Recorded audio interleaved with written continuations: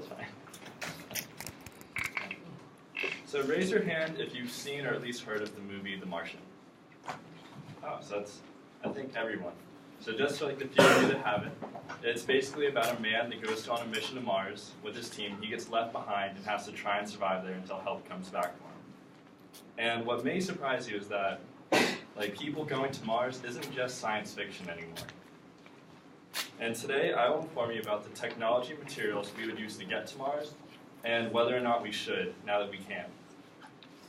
So Stephen Petrenick, who did a TED Talk on the subject, said that the things that we need to go to Mars are water, air, food, clothing, a way to get there, and hopefully to have a way to terraform the planet at some time. So let's start off with getting there. This is the Falcon Heavy, which is right now the largest rocket in the world. But what we would need would be something like the Saturn V, which is what we use to get to the moon, and it has nearly doubled the carrying capacity of the Falcon Heavy. And next, we need water, which is basically a glorified dehumidifier created by the University of Washington. And we'd also need oxygen, which would be this device, which is the reverse fuel cell that could keep 100 people alive indefinitely.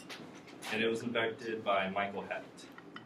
And we'd also need food, which could be done in these huge biodomes made out of a plastic like Kevlar. Or, most likely, we'd use hydroponics and dried food from Earth. And next, we need clothing, like this spacesuit created by Dava Newman, because Mars is incredibly cold, and since it doesn't have a very large atmosphere, our bodies won't have the same pressure that we're used to here on Earth. And we'd also need shelter, so we could 3D print bricks from the Martian soil, or live in underground lava tubes, such as this, or according to Robert Zubrin, we could also live in biodomes similar to the ones that we would use to grow food. And my favorite part of this is terraforming. So the leading theory is that we would erect a huge solar sail above the Martian atmosphere. And we would use this to melt the CO2 at the southern pole. And this would cause a greenhouse effect similar to what's kind of happening on Earth. And it would rapidly increase the Martian temperature and provide an atmosphere. So humans could get outside with nothing but normal clothing and a respirator. So now that we can colonize Mars, should we? There are a variety of negative aspects that go along with colonizing a whole planet. The first of which is we don't want to use Mars as a backup plan. Because according to Lucien Walkowicz, the more we focus on colonizing Mars, the less we care about our own planet. So pollution will only increase. We'll care more about fixing Mars than we do about Earth. And it's a lot easier to fix pollution here than it is to terraform a whole planet. And next is it could cause a whole generation of space wars. People on Earth already fight each other.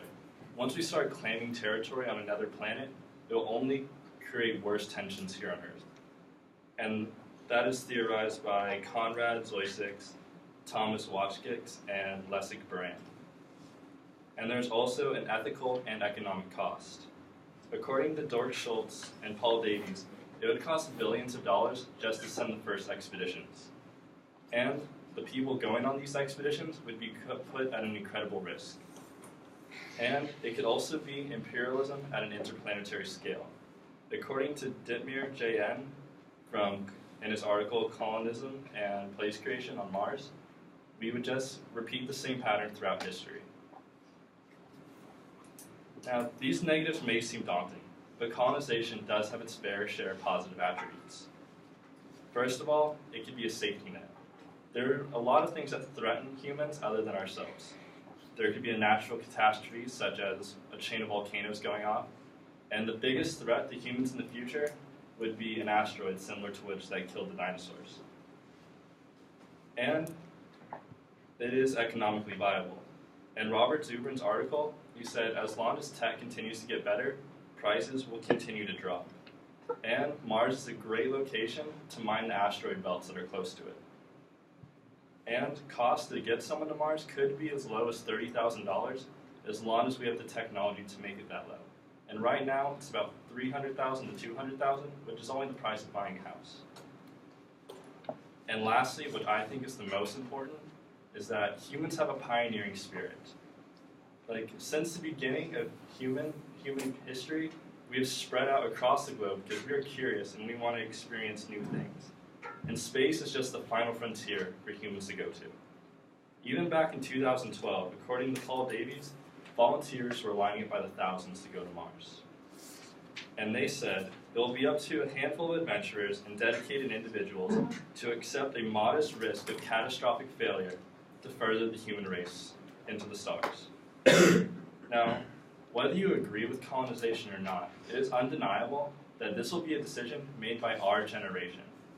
So, I hope you are now well informed enough to go out and influence what is likely going to be the greatest decision of our generation and what is likely all of humankind. So, thank you.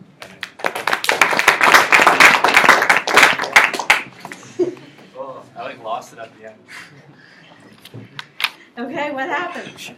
I felt good until the end. I think I'm just tired.